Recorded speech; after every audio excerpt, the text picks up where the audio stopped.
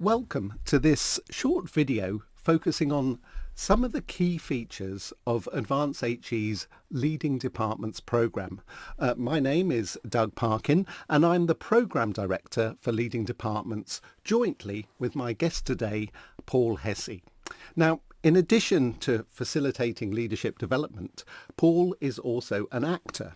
Paul devised and wrote the university simulation that is the main learning experience running through the Leading Departments programme.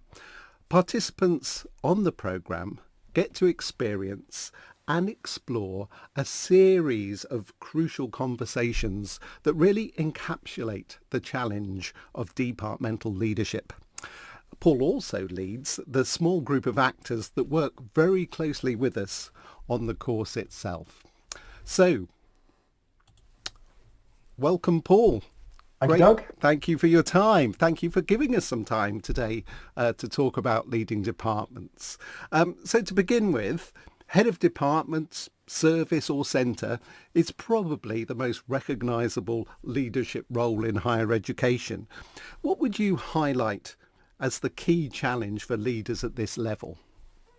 I think that's a really good question, Doug, and I think one of the things that comes up consistently through the programme, but also I often have the pleasure of coaching some of the leaders who come through the training and through the programme, and so I get a chance to talk to them in some depth afterwards. And I think the thing that comes up most often is that often for people this is their first significant leadership role. Yes. And so the big challenge they often talk about is how do I find the time and the space to take a step back from the day-to-day and really think more strategically about my department and how I'm trying to develop it and lead it.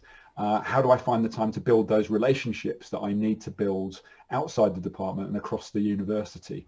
So it's really that challenge of taking a step back, finding the time to think strategically, maybe delegate a bit more to existing team members, and then really put together a plan of action. How do I promote my department? How do I put those great ideas out there that I really want to do to change my department? So that's the big challenge that people often talk about. Yeah, absolutely. And it's that shift really, isn't it, from sort of reactive mode to creating that space for the proactive and the strategic, as you say. Now, you've designed and written the really fantastic university simulation that, as I said before, sits right at the heart of leading departments. How would you describe the learning experience that comes from that? Well, the word we use most often is the word experiential. Just so to say a bit more about that, the whole simulation is based around the chance for people who come on the training to think about a mythical but very realistic department that they will be leading. And it's a chance to do those things we've already talked about, take that strategic view of that department, what needs to change, how can we develop it? But also it's a chance to practice, and I think practice is the really important word here.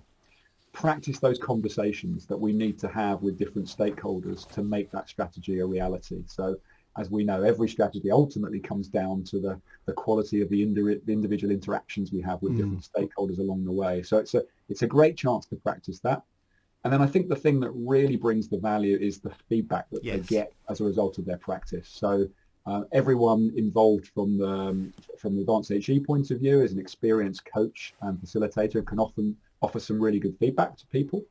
But I also think the other benefit is that you get a chance to get feedback from your peers, peers who are working in other institutions. And I think people often like the fact that they find out that, oh, hello, other people face the same problems I do elsewhere. And what are some of the strategies they've used to overcome those? So it's that chance to practice and get some really great feedback on your strengths and where you might develop. Absolutely. And thinking back, those moments when people time out and turn to their colleagues and just get that in the moment feedback is so powerful, isn't it? It's amazing. So following on from that, Paul, say a little about the range of crucial leadership conversations that the simulation explores. Yeah, it really gives people a chance to practice that whole range of conversations that we might need to turn our strategy into a reality. So it's anything from influencing managing upwards, to your immediate boss or to other senior individuals within the university. influencing outside your department and outside the university with other stakeholders there. Dealing with those sorts of conversations that come up where there are conflicting priorities and conflicting objectives between different individuals, which are quite natural, but we have to deal with those. And then some of those conversations which can be tough, like giving difficult messages or giving tough feedback to team members or others around you. And then that other more pleasurable piece and that role of a leader of developing others, and in particular focusing on that skill of coaching to develop others to achieve their potential. So it's really the full range of sorts of conversations that we all encounter in those leadership roles. Yeah. Well, the way you describe it sounds really comprehensive, and just in a short number of days to go through those kind of conversations that might take many months to experience. Yeah, fantastic. Absolutely. So what would you say to anyone who's interested in the Leading Departments program, but perhaps a little daunted by the idea of, participating in a simulation? I think I'd go back to that word practice, Doug, really, is that actually, how often do we get a chance to really practice these conversations in a completely safe environment where it doesn't really matter whether you succeed or fail? Maybe try something new, try something different. We just don't always get that opportunity because in reality, there's always something we're trying to achieve with our conversations. So great chance to practice. But I think the other thing is it's often people may think, oh, this is about just my development areas. And of course, that's important. But I also think any program like this is a great chance to take a step back and remind yourself why you've been put in a position of leadership and what your strengths are, and maybe go away thinking more consciously about, well, how can I apply my strengths to even greater use? So it's practice, and it's a chance to think about, what am I good at? What could I be better at? And get a chance to develop that in a safe way. Yeah, yeah. And working with you on the programs, Paul, the anxiety, quickly drops away, doesn't it, when people start to engage, and it becomes about exactly what you say, the practice, the feedback and the conversations themselves. Yeah. So finally, leading through influence is a really big part of the Leading Department program. A huge part of it is a central theme, really. So as a little taster, what one key message would you give us today about effective interpersonal influence? Okay, well, I'm going to borrow from Stephen Covey here, and the author of 7 Habits of Highly Successful People.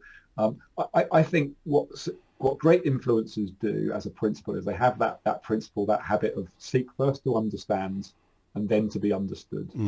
So at the heart of great influence is taking the time to really understand the other person's perspective, however difficult or opposite that might be to your own.